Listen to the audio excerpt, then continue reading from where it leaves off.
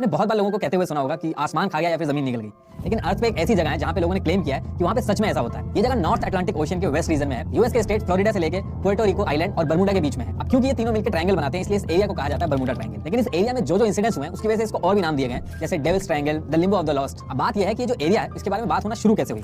1950 में US media के अंदर इस एरिया के बारे में हल्की हल्की बातचीत शुरू हो रही थी, लेकिन पहली बार इसको बर्मुडा ट्रायंगल लोगों ने तब बोलना चालू किया जब विंसेंट गेडी ने एक आर्टिकल पब्लिश किया आर्गोसी मैगजीन में, और उसमें उन्होंने लिखा कि फ्लोरिडा के पास एक एरिया है जो 3 पॉइंट से मिलकर बना है और जहां पे कुछ अजीब सी एक्टिविटीज हो रही हैं। और जब ये आर्टिकल उन्होंने लिखा तो उस आर्टिकल का जो नाम था वो लिखा था द डेडली बर्मुडा ट्रायंगल। उसके बाद जब भी इसके बारे में बात हुई तो इसको लोगों ने बर्मुडा ट्रायंगल ही बोला, और तब से लेकर आज तक इसको बर्मुडा ट्रायंगल ही बोला जाता है। ये जो बर्मुडा ट्रायंगल का एरिया था, इसमें सबसे बड़ी दिक्कत ये थी कि जैसे इस एरिया में जाओ तो कभी रेडियो ना चले, कभी कंपास खराब हो जाए, इलेक्ट्रॉनिक डिवाइसेज जो थी उनकी जो रीडिंग थी वो फ्लक्चुएट करने लगती थी, और ये सब तो चली रहे थे। इसके साथ साथ आसमान से प्लेन और समुद्र से शिप्स ये भी गायब हो रहे थे, और इनके साथ साथ जो लोग थे वो भी गायब हो रहे थे, और गायब भी इस तरीके से हो रहे थे कि चाहे आदमी हो या फिर शिप, उनका एक छोटा सा टुकड़ा तक नहीं मिल रहा था। अब जब ये सारे इंसिडेंट्स हो रहे थे तो लोगों ने अलग अलग चीजें बोलना चालू कर दी। कुछ लोगों ने ये बोला कि इस एरिया में सी मॉन्स्टर है, कुछ का कहना था कि एलियंस का इन्फ्लुएंस है इस एरिया में, कुछ लोगों ने इसको इल्यूमिनाटी की जो कॉन्स्पिरेसी है उससे जोड़ना चालू कर दिया, लेकिन कंफर्म कुछ भी नहीं हो रहा था। अगर आप सर्च करोगे तो आपको पता चलेगा कि ऑल ओवर वर्ल्ड में बर्मुडा ट्रायंगल के ऊपर जितनी मूवीज, बुक्स, डॉक्यूमेंट्री बनी है शायद किसी और टॉपिक पे बनी है। 1888 में एक शिप था जिसका नाम था एलन ऑस्टिन। ये इंग्लैंड से न्यूयॉर्क के लिए निकलता है। 2 से 3 वीक ट्रैवल करने के बाद इस शिप का जो कैप्टन था जिसका नाम ग्रिफिन था, वो एक अनप्लान्ड शॉर्टकट लेता है ताकि जल्दी पहुंच जाए, और ये जो शॉर्टकट था ये बर्मुडा ट्रायंगल के पास से गुजरता है। लेकिन जैसे ही बर्मुडा ट्रायंगल का एरिया आता है, कैप्टन ग्रिफिन को थोड़ी दूर पे एक छोटी सी बोट दिखती है जो बिना किसी पैटर्न के बहुत ही अजीबोगरीब तरीके से इधर से उधर मूव कर रही थी। कैप्टन ने कई बार कोशिश की कम्युनिकेट करने की, लेकिन कोई भी रिस्पांस नहीं आया उस बोट से। शुरू में तो ये लोग डर रहे थे। कुछ टाइम के बाद कैप्टन ने कुछ लोगों को उस बोट में भेजा ये चेक करने के लिए कि ये बोट रिस्पांस क्यों नहीं कर रही है। लेकिन उस बोट पे पहुंचने के बाद हर कोई शॉक्ड हो गया था, क्योंकि वो पूरी की पूरी बोट खाली थी, उस पे कोई भी नहीं था, ना तो कैप्टन था, ना कोई क्रू था, ना ही कोई पैसेंजर था, और सारी चीजें उस बोट की सलामत थी, कोई डैमेज नहीं था। इसके बाद ये लोग मिलकर डिसाइड करते हैं कि जो बोट है इसको अपने साथ न्यूयॉर्क लेके चलते हैं, वहां की जो अथॉरिटी होगी इसको इन्फॉर्म कर देंगे ताकि अगर कोई इलीगल एक्टिविटी वगैरह हो रही है तो उसको ट्रैक करा जा सके। अब जब ये लोग बोट को अपने साथ न्यूयॉर्क की तरफ लेके चलते हैं तो एक बहुत ही भारी तूफान आता है, और कुछ देर के लिए जो बोट थी वो गायब हो जाती है, और जैसे ही तूफान शांत होता है दोबारा से बोट दिखती है। लेकिन हर कोई इस बोट को देख के शॉक्ड हो जाता है, क्योंकि जितने भी लोग उस बोट को न्यूयॉर्क लेके जा रहे थे सारे के सारे गायब थे, और जो बोट थी उसको कुछ भी नहीं हुआ था। इसके बाद ये लोग बोट को वहीं पे छोड़ देते हैं और न्यूयॉर्क निकल जाते हैं, और नेक्स्ट डे हर तरफ कहानी फैल जाती है। एक और बोट थी जिसका नाम था मैरी सेलेस्ट। इसको 7 नवंबर 1872 न्यूयॉर्क से इटली के लिए निकलना था, और ये जो शिप थी इस पे भी बहुत सारे लोग थे और बहुत ही खचाखच भरा हुआ था। लेकिन जब ये शिप बर्मुडा ट्रायंगल के पास पहुंचती है उसके थोड़ी देर बाद ये गायब हो जाती है। इसको बहुत ढूंढा जाता है लेकिन ये कहीं भी नहीं मिलती। लेकिन करीब 1 महीने के बाद 4 दिसंबर 1872 को ये शिप बर्मुडा ट्रायंगल के पास तैरता हुआ दिखता है। अब जिन लोगों को ये शिप दिखता है वो लोग इन्फॉर्म करते हैं, उसके बाद रेस्क्यू टीम आती है। लेकिन हैरानी की बात सबसे ज्यादा ये रहती है कि पूरी शिप के ऊपर एक भी आदमी नहीं था। जो पूरी की पूरी शिप थी उसको कोई भी नुकसान नहीं हुआ था, यहाँ तक कि डिनर टेबल पे खाना एज इट इज पड़ा हुआ था, खाने की जो प्लेट्स थी वो एज इट इज पड़ी हुई थी, लेकिन कैप्टन, क्रू और पैसेंजर सबके सब गायब थे।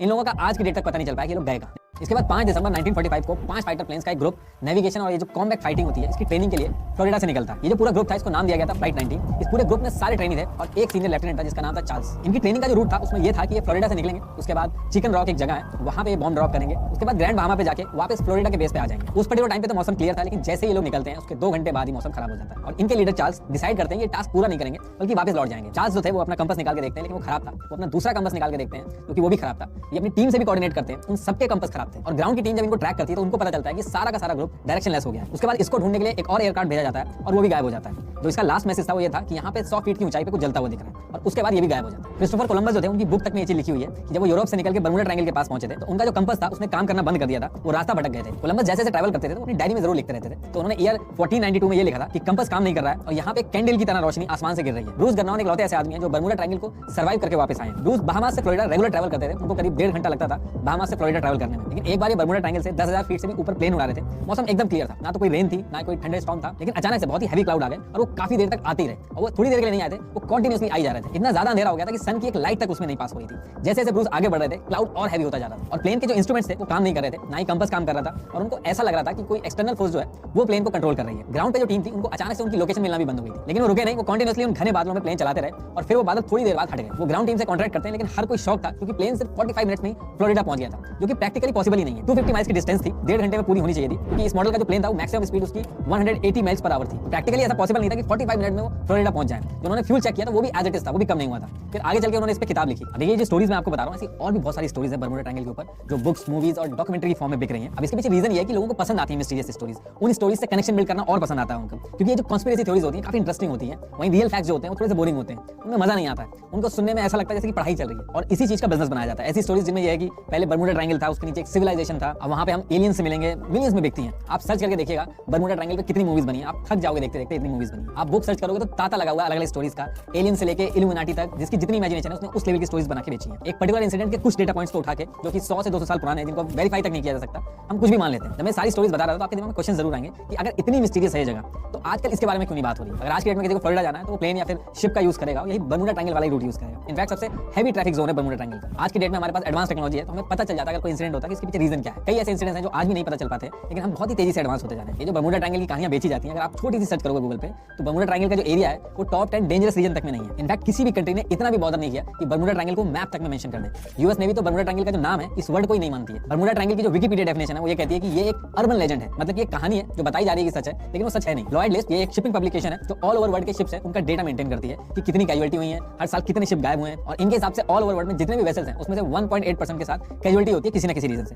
कुछ के रीजन पता चल पाते हैं, कुछ के रीजन नहीं पता चल पाते, और कुछ तो ऐसे हैं जो कि मिलते तक नहीं है। बरमूडा ट्रायंगल के एरिया में 8634 शिप्स गए हैं, जिसमें से 2 कैजुअलिटी हुई है। अगर आप इसको कंपेयर करोगे वर्ल्ड की बाकी कैजुअलिटी से तो डेटा बहुत ही कम है, लेकिन इसके बाद भी बरमूडा ट्रायंगल बहुत ही ज्यादा फेमस है क्योंकि इसकी जो स्टोरी है, बुक्स हैं, डॉक्यूमेंट्री, मूवीज, टूरिज्म, इन सबकी जो इकोनॉमी है वो बहुत ही स्ट्रॉन्ग है। ला ट्रिब्यूना की रिपोर्ट के हिसाब से 75 शिप्स और एयरक्राफ्ट मिस हुए हैं बरमूडा ट्रायंगल से। अगर आप एवरेज निकालोगे तो दुनिया की बाकी जगहों पे भी लगभग इतने ही एक्सीडेंट्स हुए हैं। जापान के पास में भी सेम ऐसा ही एरिया है ट्रायंगल शेप में, उसका भी नाम दिया गया है ड्रैगन ट्रायंगल। यहाँ भी 1945 में A6M0 एयरक्राफ्ट का कनेक्शन टूट गया था और लास्ट मैसेज में पायलट सिर्फ यही बोल रहा था कि something is happening in the sky is opening up. उसके बाद भी आज तक नहीं पता चला कि वहाँ पे हुआ क्या था। सेम इसी ड्रैगन ट्रायंगल में 1980 में MV डर्बीशायर जो बहुत ही बड़ा ब्रिटिश शिप था वो भी अचानक से गायब हो गया था, और उसके बारे में आज तक किसी को नहीं पता चला कि वो गया कहाँ पे। ड्रैगन ट्रायंगल का जो एरिया है वो बरमूडा ट्रायंगल की तरह ही है और इंसिडेंट भी ऑलमोस्ट सेम होते हैं, लेकिन उसके बाद भी बरमूडा ट्रायंगल को ज्यादा लाइमलाइट मिलती है क्योंकि हॉलीवुड ने जितनी मूवीज बरमूडा ट्रायंगल पे बनाई है उतनी ड्रैगन ट्रायंगल पे नहीं बनाई। जितनी बुक्स बरमूडा ट्रायंगल पे पब्लिश हुई हैं उतनी ड्रैगन ट्रायंगल पे पब्लिश नहीं हुई हैं। यही रीजन है कि बरमूडा ट्रायंगल ज्यादा फेमस है। बरमूडा ट्रायंगल और ड्रैगन ट्रायंगल जो है ये दोनों एक ही लैटिट्यूड पे आते हैं, इसलिए इसके ऊपर भी कॉन्स्पिरेसी थ्योरी चल रही है। अब आज की डेट में तो किसी भी तरीके से वेरीफाई नहीं किया जा सकता कि एलन ऑस्टिन का जो कैप्टन था वो जो स्टोरी बता रहा था वो सही भी है कि नहीं। मैरी सेलेस्ट शिप की जो कहानी है वो जो पर्टिकुलर शिप थी उसमें से भी लाइफ बोट गायब थी, और ये जो शिप थी इसके ऊपर एलिगेशन थी कि इन्होंने गलत तरीके से हैवी इंश्योरेंस करा रखा है। इसमें ये भी कहा जाता है कि मे भी कोई ऐसी इमरजेंसी हो जिसमें शिप डेंजर में हो,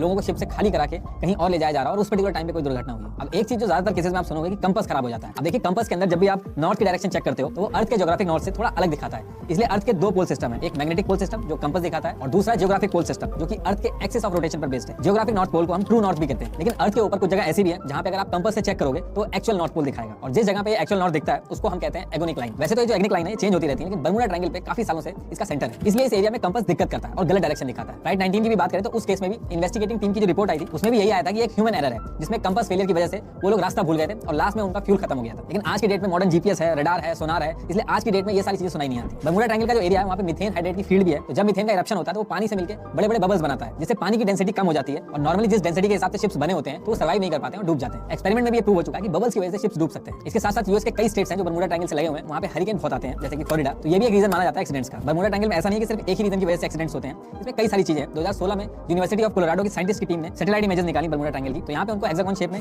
क्लाउड देखे जो नॉर्मली नहीं दिखते हैं। ये हेक्सागोन क्लाउड एक एयर बॉम्ब की तरह एक्ट करते हैं और एयरक्राफ्ट पे 175 माइल्स पर आवर की स्पीड से हिट कर सकते हैं, जिससे पूरा का पूरा एयरक्राफ्ट कोलैप्स हो सकता है। साइंटिस्ट डॉक्टर काल जिन्होंने सिडनी यूनिवर्सिटी में रिसर्च की, इन्होंने इस पूरे एरिया को बहुत ही अच्छे से एनालाइज किया कई सालों तक। उसके बाद उन्होंने कहा कि ये एक ह्यूमन एरर, बैड वेदर और अनप्रेडिक्टेबल सिचुएशन की वजह से हादसे हुए हैं। उस एरिया में ज्यादा लोग ट्रैवल करते हैं इसलिए ज्यादा सुनाई देता है। Thank you so much for watching this video till the end. अगर आप यहाँ पर नए हैं तो चैनल को सब्सक्राइब करना ना भूलें।